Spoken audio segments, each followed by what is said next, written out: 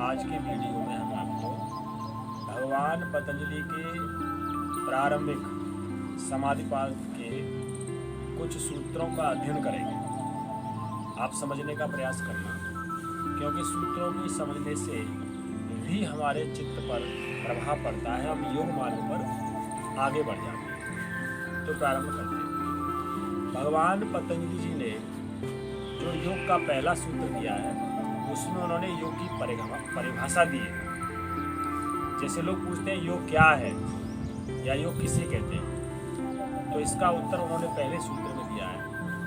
उनके अनुसार योगश्चित्त वृत्ति निरोधः, अर्थात अपने चित्त की वृत्तियों का निरोध करना, उन्हें रोकना ही योग है। अब बात आगे बढ़ती है। अगर हमारे चित्त की वृत्तियां निरोध हो जाएं, यानी रुक जाएं, जो अनादि जन्मों से अनंत काल से हमारा प्रकृति के साथ संबंध है, चित्त का यानी आत्मा का जो प्रकृति के साथ संबंध है अनादि काल से, उसकी वजह से हम भिन्न योनियों में भटकते रहते हैं। और मनुष्य जन्म में आकर के भी हम जन्म से लेकर मृत्यु तक बहुत सारे प्रयास उपाय हमेशा करते रहते हैं, मृत्यु तक। इसका कारण है हमारी वृत्तियाँ। वो वृत्तियाँ हमको प्राकृतिक बंधनों में फंसाती हैं। यदि हमारा चित्त निरुद्ध अवस्था में हो जाए, या ये कहिए कि हमारी वृत्तियाँ का निरोध हो जाए, तो क्या होगा? तदा द्रष्टु स्वरूपे अवस्थानम। दूसरा सूत्र भगवान ने दिया है, भगवान पतंजलि जी ने, तदा द्रष्टु स्वरूपे अवस्थानम। इसका अर्थ ये है, इसके बाद, तदा यानी इसके पश्चात, जब चित्त की वृत्तियों का निरुद्ध हो जाता है, वो रुक जाती हैं, तो क्या होता है? जीवात्मा के साथ या जीव के साथ, मनुष्य के साथ, तदा द्रष्टु स्वरूपे अवस्थानम। इसके बाद जो दृष्टा है आत्मा, हम सब के पास परमात्मा की छाया के रूप में, वो अपने स्वरूप में स्थित हो जाता है। अपने स्वरूप में स्थित होने का तात्पर्य है कि वो स्थिति प्रज्ञ हो जाता है, स्वस्थ हो जाता है, यानी अपने आप में स्थित होकर के दृष्टा अर्थात आत्मा अर्थात पुरुष मोक्ष को प्राप्त करता है, निर्वाण को प्राप्त करता है, मुक्ति को प्राप्त करता है और ईश्वर के आनंद का भोक्ता हो जाता है, ईश्वर के ऐश्वर्य का भोक्ता हो जाता है। ये योग की पराकाष्ठा है। अब अगले सूत्रों की जब व्याख्या करते हैं, तो अगले सूत्र उसमें आते हैं कि वृत्तय पंचतय, कि भाई यदि हम अपने स्वरूप में स्थित नहीं रहते हैं, तो हमारा चित्त कहाँ भटकता है? अर्थात तो आत्मा क्या करती है? फिर आत्मा चित्त की वृत्तियों के अनुसार आचरण करती है और हम वृत्तियों में भटकते रहते हैं। और वो वृत्तियाँ 5 हैं, और पांचों वृत्तियाँ क्लिष्ट भी हैं, अक्लिष्ट भी हैं। कुछ लोगों के साथ तो बहुत जटिल हैं। जटिल का तात्पर्य होता है कि वो बहुत मूढ़ बुद्धि के लोग होते हैं, दृढ़ होते हैं, जड़ होते हैं। वो अपनी स्थिति से भी अनभिज्ञ होते हैं, संसार के या ईश्वरीय बातों को तो छोड़ दो, तो उनको क्लिष्ट वृत्ति बोलते हैं। जैसे किसी व्यक्ति की आदत नहीं छूट रही है, शराब पीने की आदत या अन्य और जो हमारी खराब आदतें होती है वो नहीं छूट रही हैं, इसका मतलब वो क्लिष्ट है, जटिल है, उनको छुड़ाना बड़ा मुश्किल होता है।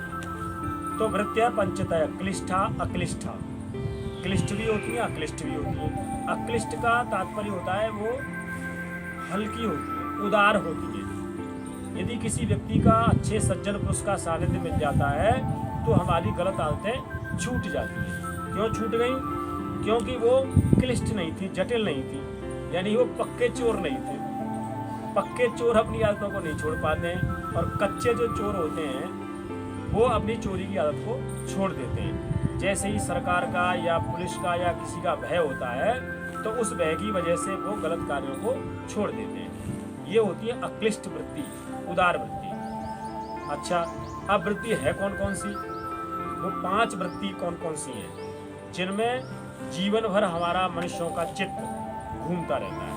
वृत्तियां पंचतया क्लिष्ठा क्लिष्ठा, वो 5 हैं: प्रमाण, विपर्य, विकल्प, निद्रा, स्मृति। प्रमाण, विपर्य, विकल्प, निद्रा, स्मृति। इन 5 वृत्तियों में हमारा चित्त घूमता रहता है।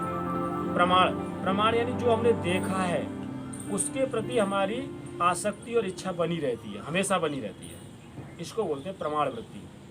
विपर्य, हमने देखा नहीं है लेकिन हमको शक होता है। जैसे आप रास्ते में जा रहे हैं, अंधेरा है और एक रस्सी टेढ़ी मेढ़ी यूं पड़ी हुई है, तो आपको शक होगा कि यार ये तो सांप है। वो सांप नहीं है लेकिन हमको भ्रम हो जाता है, तो इसको बोलते हैं विपर्य। विकल्प क्या होता है? विकल्प में हमको अभाव प्रत्यय आलम्बना विकल्प वृत्ति, अर्थात हमको अभाव का सा महसूस होती है, कुछ नहीं है, ये ठीक नहीं है, ये ठीक है, ये ठीक नहीं है, ये ठीक है। इस प्रकार से चित्त हमारा स्थिर नहीं हो पाता, हम ये करें या ये करें या ये करें, तो यहाँ भी चित्त घूमता रहता है। ये हो गया विकल्प। निद्रा, हम तमस के आवरण में जब हमारा आत्मा यानी हमारा ज्ञान स्वरूप सुसुप्त अवस्था में चला जाता है तो इसको बोलते हैं निद्रा वृत्ति। प्रत्येक जीव निद्रा वृत्ति में रहता है, योगी को छोड़कर। योगी निद्रा की वृत्ति में नहीं रहता, योग अपने सच्चिदानंद की वृत्ति में रहता है, अपने आत्म स्वरूप में स्थित रहता है। वो सोता भी है तो उस समय भी उसका ध्यान केवल परमात्मा में ही रहता है। इसलिए निद्रा भी सामान्य प्राणियों की एक वृत्ति है। और एक होती स्मृति। स्मृति यानी याददाश्त। हम जन्म से लेकर के और अब तक जैसे ही हमको थोड़ा सा विचार आना शुरू हुआ, दिमाग ने हमारे ने काम करना शुरू किया 2-3 वर्ष की उम्र से, तब से लेकर के सारी चीजें हमको याद है और हम उनकी पुनरावृत्ति भी करते हैं। यानी ये वृत्तियां हमारे दिमाग से जाती नहीं। तो इन 5 वृत्तियों में हमारा दृष्टा स्वरूप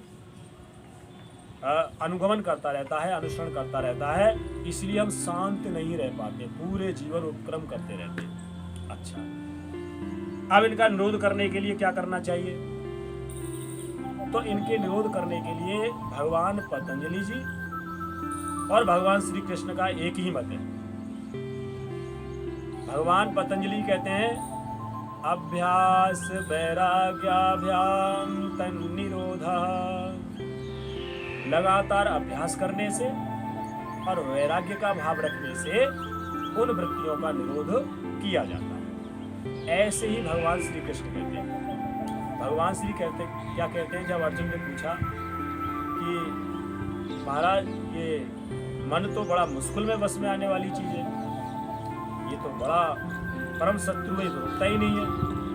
तो भगवान श्री कृष्ण ने कहा कि हाँ अर्जुन, निश्चित रूप से मन को रोकना और वायु को रोकना बराबर है, अर्थात बहुत ही ज़्यादा मुश्किल है। योगियों के लिए, संतों के लिए, वीरों के लिए भी मुश्किल है। तो फिर उन्होंने कहा अभ्यास और वैराग्य के निरंतर प्रयास से इसको बस में किया जाता है, बस में किया जा सकता है। तो ये अभ्यास और वैराग्य क्या चीज़ें हैं? हम लोग अभ्यास और वैराग्य को कहीं कहीं अर्थ में लगा लेते होंगे, लेकिन जब योग मार्ग पर साधक चलता है तो उसके लिए अभ्यास और वैराग्य अलग है। अभ्यास क्या है? अभ्यास है तन्न स्थितौ यत्न अभ्यासम। तन्न स्थितौ यत्न अभ्यासम योग सूत्र है, मेरा कुछ नहीं है, भगवान पतंजलि जी ने जो कहा है और वो मैं आपके सामने रख रहा हूँ। तन्न स्थितौ यत्न अभ्यास, अर्थात वृत्तियों को, तन्न यहाँ वृत्तियों को कहा गया है, स्थितौ माने रोकना, यत्न माने प्रयास करना, यानी वृत्तियों को एक निश्चित क्रम में किसी एक वृत्ति में आप लगातार लंबे समय तक बने रहेंगे तो इसको अभ्यास बोलते हैं। और इसीलिए हमारे गुरुजन संत महात्मा हमको मंत्र देते हैं, ओम नमः शिवाय, ओम, या गायत्री मंत्र या अन्य मंत्र, तो उस मंत्र के सहारे आपका चित्त एक ही वृत्ति में लगातार लगा रहता है। जब लगातार कई वर्ष तक सामान्य मनुष्य किसी एक मंत्र का जप करता है, ओम इत्यादि का, तो फिर उसकी वृत्ति एक ही ओर लग जाती है।